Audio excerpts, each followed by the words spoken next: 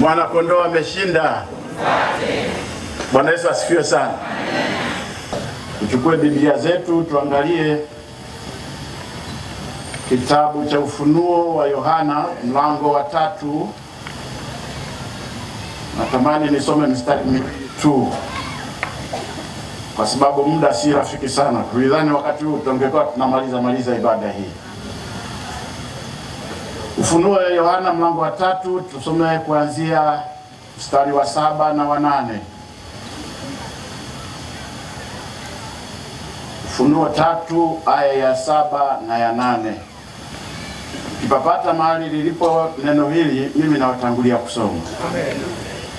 Maneno ya Mungu yanasema, kwa malaika wa kanisa lililoko Philadelphia andika, haya ndiyo anenayo yeye aliye mtakatifu, manake aliyetengwa, aliye wa kweli, asiye na unafiki, asiyekuwa kigeugeu, aliye na ufunguo wa Daudi, mwenye mamlaka, yeye mwenye kufungua wala hapana afunguaye, yeye afungaye mlango uliofunguliwa mbele yako, ambao hapana awezaye kuufunga, kwa kuwa unazo nguvu kidogo, nawe umelitunza neno langu, wala ukulikana jina langu.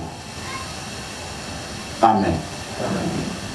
Bwana Yesu asifiwe. Amen.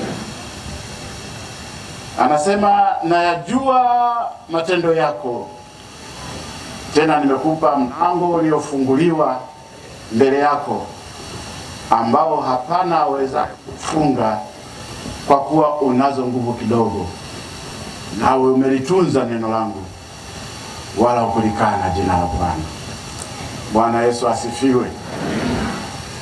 Ni waraka kwa kanisa linatajwa hapa Philadelphia. Ni kanisa lenye jina la Kiyunani likiwa na maana ya jumuiya ya wapendanao. Sisi tunapita kama mapito waliokuwa wanapitia hao wapendwa.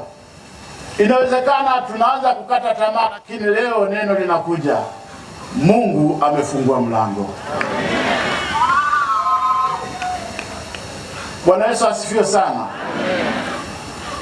Hawa ndugu walikuwa wanakutana na upinzani mkali. Wakati ule wa karne ya kwanza, Injili haikwenda kama tunavyoona sasa. Injili haikuhubiriwa kirahisi sana kama tunavyofanya sasa. Wakati ule ukionekana unakwenda kuhubiri, kwanza unatakiwa ujulikane, ujitambulishe. Unahubiri kwa mamlaka ipi? Umepata kibali wapi? Sasa kama huna kibali, ilikuwa ni kukamatwa na kuwekwa ndani.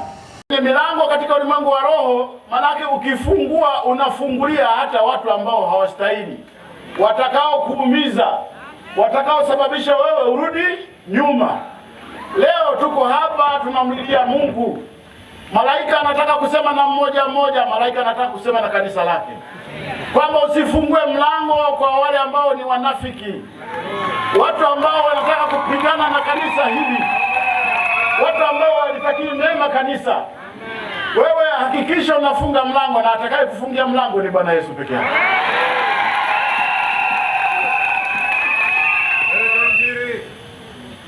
Anasema, msihofu, manake mimi niliyokuja kwenu, niliyowatangazia hii Injili. Ukisoma Yohana 10 mstari wa 9, anasema mimi ndimi mlango. Bwana Yesu mwenyewe anajitambulisha.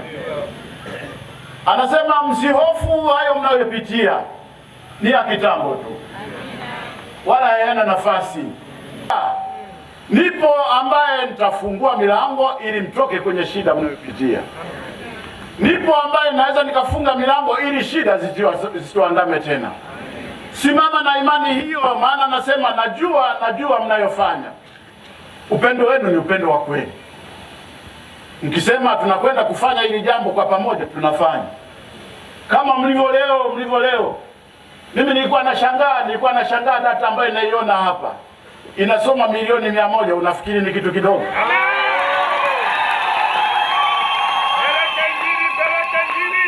Yaani kama tusingekuwa tunapendana, tuna nia mamoja, wala hii hela isingepatikana. Ni sisi kuungana pamoja kwa sababu tunatii. Kristo alisema lazima tujenge mwili wake. Amen.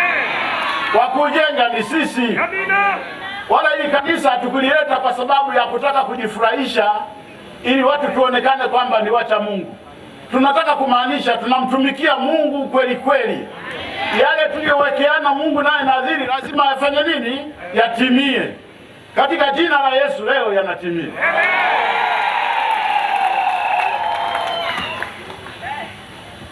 Natamani kusema na ninyi wana wa Mungu kwamba kila mmoja aliyekuja hapa, najua kuna mapito mnapitia. Najua mna changamoto. Inawezekana wakati mwingine ulishindwa hata kumtolea Mungu kwa sababu kulikuwa na changamoto. Kwa jina la Yesu leo tunataka afunge ile milango ili wewe upate kumtumikia Mungu. Ile roho ya shetani inataka kupingana na kusudi la Mungu kwako. Na sisi tunatamani tumtumikie Mungu. Wewe usione kwa nini ulikuwa unafuatiliwa na mzee wa kanisa. Unaulizwa mbona huku ukurasa wako hausomi? Wewe usione mchungaji ulikuwa unafuatiliwa na jumba la halmashauri. Wanakuuliza kwa nini huku haisomi? Sisi tulikuwa tunajiuliza, inawezekana shetani anataka kufunga mlango. Kwa jina la Yesu tukasema ashindwe. Nataka kuambia ndugu zangu, ibada hii ya leo tunataka tuipambe sana. Tunataka tupate uongozi wa kitaifa. Lakini kila tulipokuwa tunakwenda tunakuta tukienda hapa tunakwama, tukienda hapa tunakwama. Tukawa tunaendelea kuomba kumkemea shetani. Hatimaye si mnamuona Mheshimiwa Rais amekuja. Hata kama yeye alitaka kufunga milango sisi tusipate mgeni rasmi, leo inajulikana. Leo pata chimbika mahali hapa. Kwa jina la Yesu.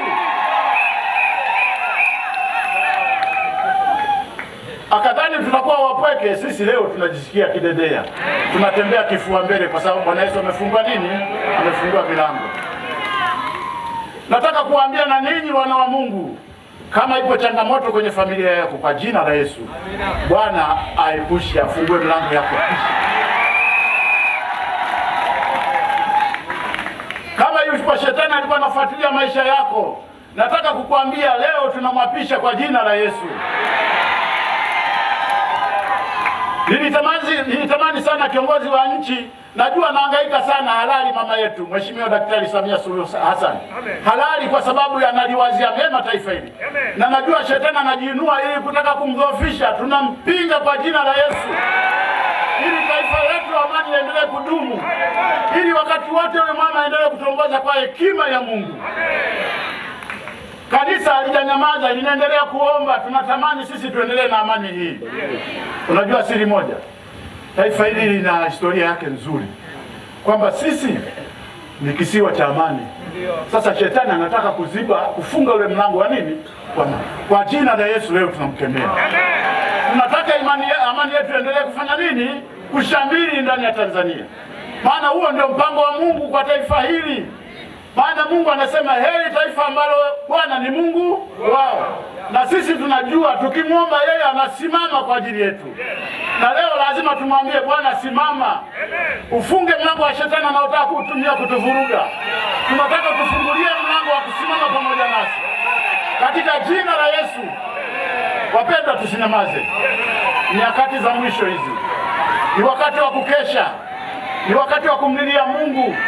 Ni wakati wa kumwambia Mungu, kwa sababu anasema kwa wale ambao wanamtumaini mlango uko wazi. Ukiomba atakusikia.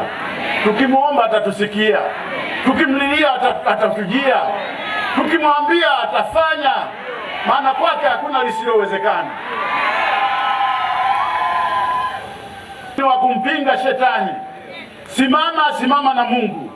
Mtegemee Mungu ili Mungu akuongoze katika namna ya kutumikia. Na anasema baada ya kazi hii ipo thawabu juu mbinguni.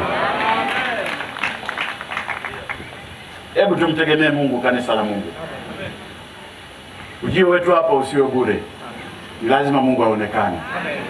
Ni lazima Mungu ajitukuze. Ni lazima Mungu atende kila ambacho tumekusudia. Kwa jina la Yesu, na Bwana abariki neno lake.